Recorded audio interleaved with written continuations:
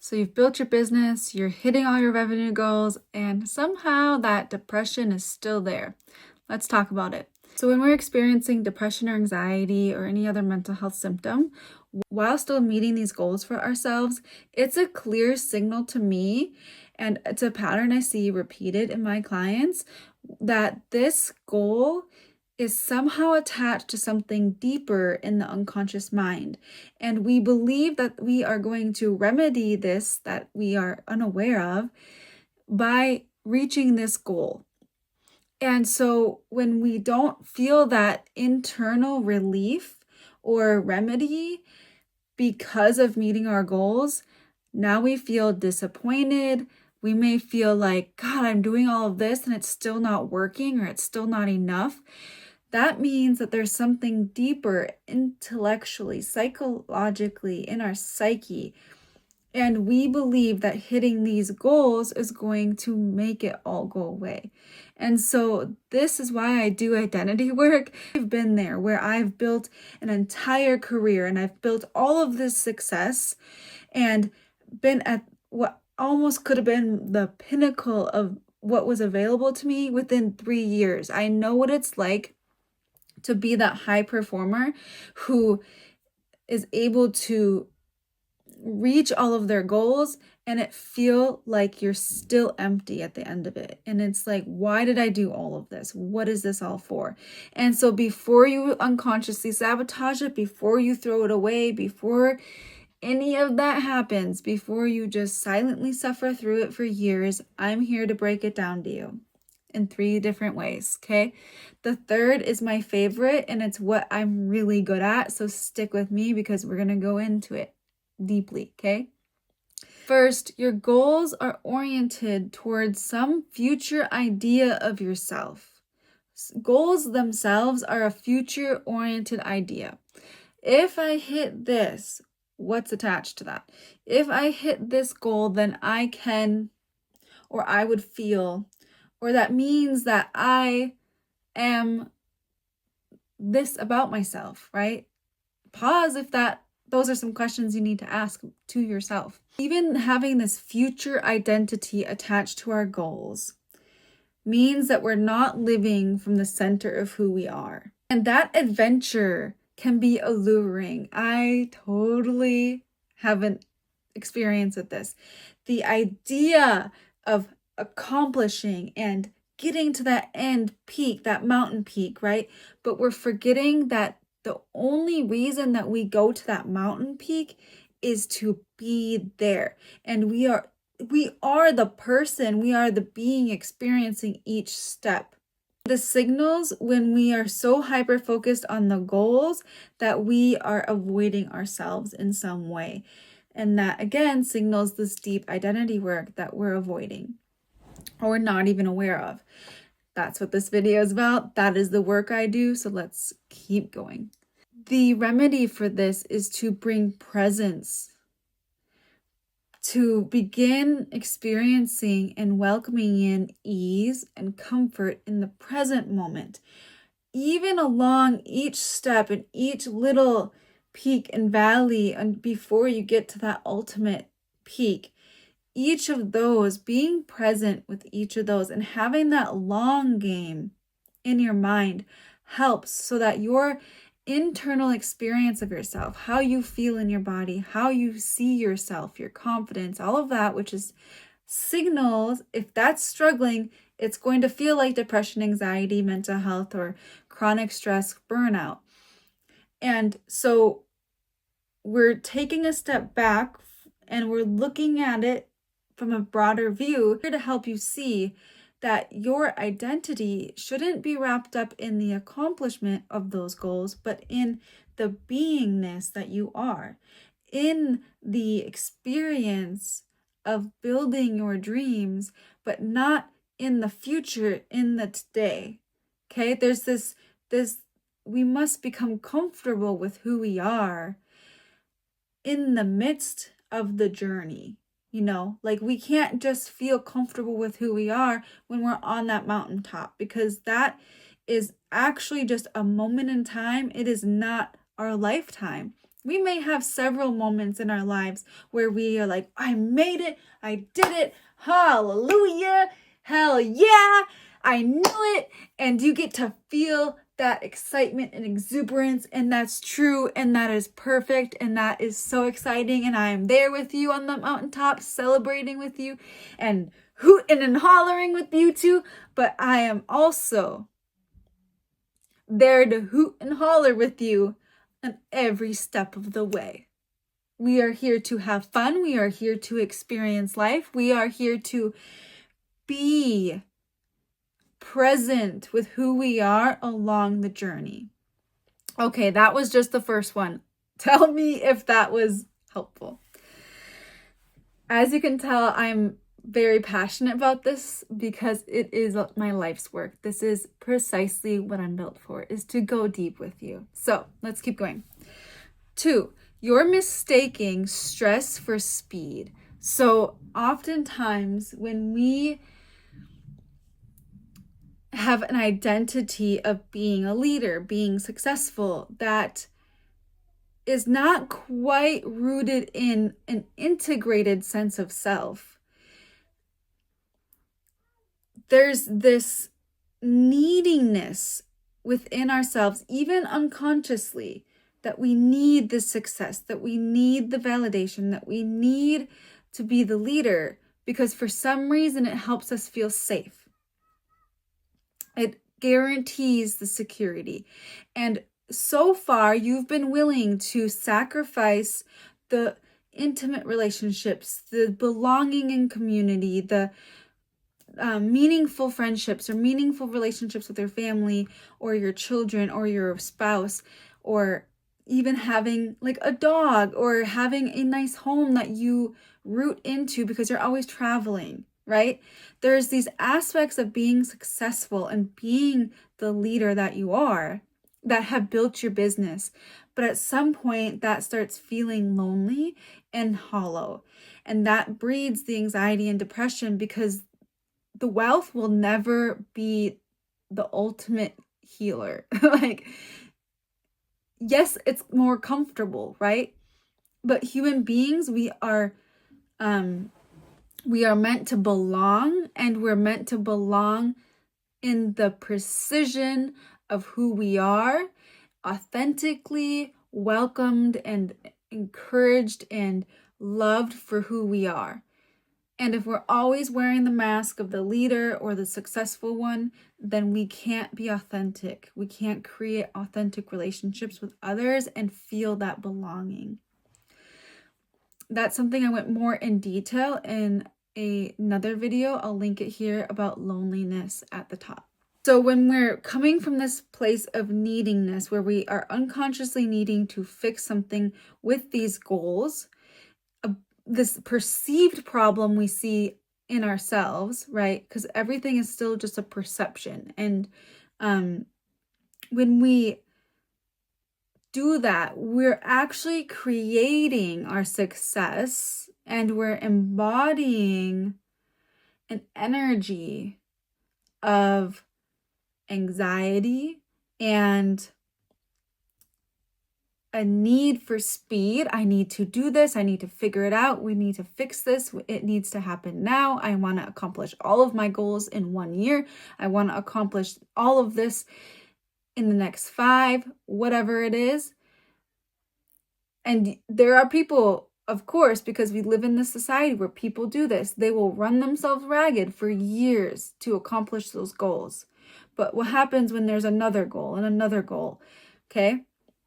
And then you start sacrificing your health and your well-being and your relationships for all of those future goals. You can see it gets addicting. And that's because when we're in this space, we're releasing cortisol, all of these stress hormones. And when we are doing that, we're in a fight or flight. And so when we're in a stress response, our brain turns on and it says, we have to do this. It sounds very convincing. I always call it like the drama is very convincing. It tells us that you have to do this, otherwise you're going to die. Your brain is designed to tell you this, right? But we are here to master our mind, not to be its master or to be mastered by it, okay? So if you're here to steer your ship, if you're still here to build your legacy, you cannot build a legacy by pushing through and sacrificing your own humanity and your own well-being for success. It's unsustainable. And if it is sustainable, you're likely still missing out in other areas of your life that you're not even consciously allowing yourself to be aware of because you're so much desiring this thing. So always needing speed in our business can be a stress response. And we build an identity around this that justifies why it's necessary. However, you can do that. You have free will. And I'm encouraging you to remember where the consequences for this are. 1 year, 2 years, 5 years down the road, your kids are already grown and you missed their whole childhood. Your spouse suddenly wants a divorce because you've been absent for years and emotionally unattached. Or this is why a lot of people with a lot of success suddenly feel super depressed and suicidal, or they hit 50, they hit retirement, and they have no identity outside of their work. I don't want that for you. I'm pretty sure you don't want that for you, especially if you're still listening here. So let's keep going. I know. Let's take a deep breath. You see, this energy is so strong. The need for speed, the need to accomplish, this identity around being very accomplishing, being high functioning is very much, it's like high functioning anxiety. It's still a trauma response. And I, even talking about it, can feel that collectively as I'm saying these words to you, but also because I've been there and I know it does not work. And we get to this place when we want to advance in our own consciousness. And as a society, we are also moving in this area in the next few years, in 2026 and beyond, not willing to sacrifice ourselves for progress. And this is a collective move that's happening. Also teaching leaders how to shift their business and their teams and the values that we have in our business so that we can shift as humanity shifts, because employees and our teams are not going to continue sacrificing themselves because we as a consciousness, as human beings, no longer adhere to that agreement. We desire to build our businesses, to build our success, to build our structures that are based off of alignment, passion, and purpose, and not from these places of unhealed identity, unhealed wounds, unhealed childhood experiences, or a never-ending machine. You are not a machine. And that's what the depression, if you're really feeling this, the depression, no matter how many goals you're meeting, it's your soul telling you this. Your soul is speaking to you that you are meant for more presence, that your soul is missing itself. You're missing yourself. These goals are not going to keep you satisfied. All of everything else I'm talking about will. So let's keep making this identity shift together. The last insight I have to share with you today is that when your sense of self comes from accomplishment, instead of the totality of who you are and being rooted in the knowing and the essence of your authenticity and the really true fabric weaving of who you are and your own truth. If it's not built in that truth of who you are, it's self-abandonment. It is still the leaving of ourselves. And I like to teach it to my students like this. if I'm here, this is me being centered in who I am, my life that is good for me, that is nourishing and supportive, and I feel a deep sense of belonging and wellness and wholeness here. I'm not experiencing depression or anxiety. Okay? This is who I am. And if my business requires me to go outside of who I am, to go over here, to go over here, to go over here, if I have to come out of my center to accomplish these goals, to maintain this persona, or to be this leader, but it actually doing those things makes me compromise my personal values, or it makes me abandon my own energy and my own needs. It's our leadership is built on our own self-abandonment. And again, I can speak from these things because I've been there. It's one of the hardest spaces to be in because that inner being that's wanting, that inner part of ourself that wants the safety, security, and validation that our success is giving us, or it maybe for some reason, for me, it healed this wound in the sense, but it was a wound, so it wasn't truth. And when I built my career on helping other people through their own psyche, and in a way that I had to leave my center to do it, I couldn't sustain it and I sabotaged it. I couldn't sustain it. It was so painful that my life was draining from me. That's not life-giving. That's self-sacrifice. And gone are the days where we as Americans are sacrificing ourselves for progress. I have a book that I'm writing on this. How will we as Americans turn the tide? How are we going to do that in 2026? Because I am telling you, the human consciousness is going beyond that.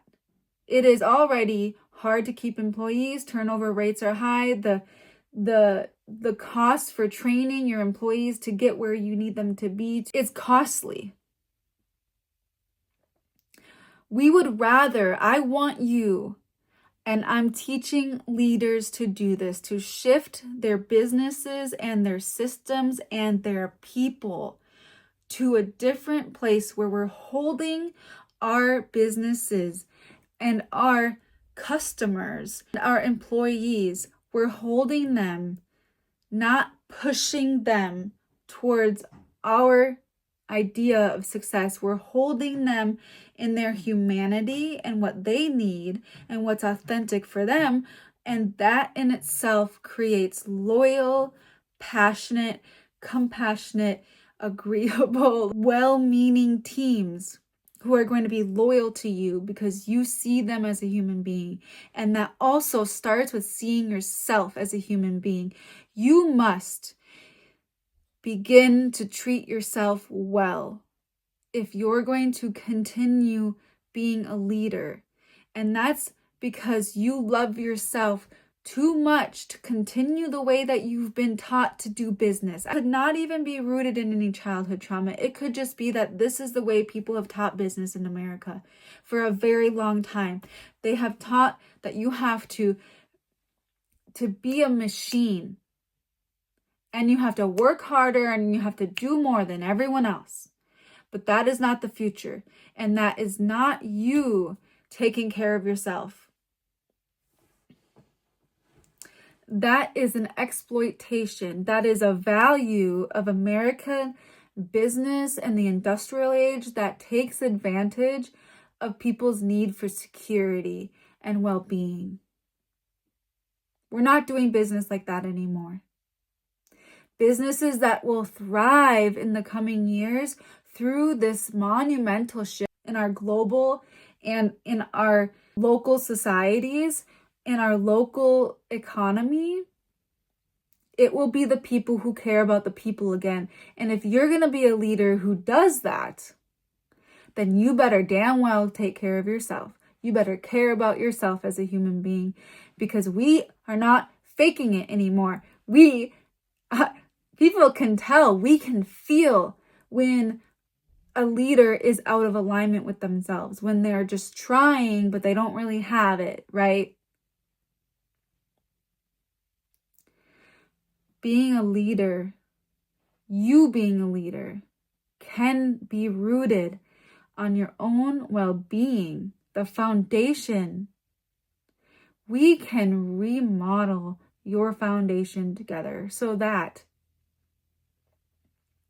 you don't self-sabotage, so that you don't make bad decision deals that cost you millions of dollars, so that you don't hire the wrong people for the wrong reasons, and so that you listen to your teams, you listen to those that are guiding you in your businesses as well, and you remember why you're doing all of this.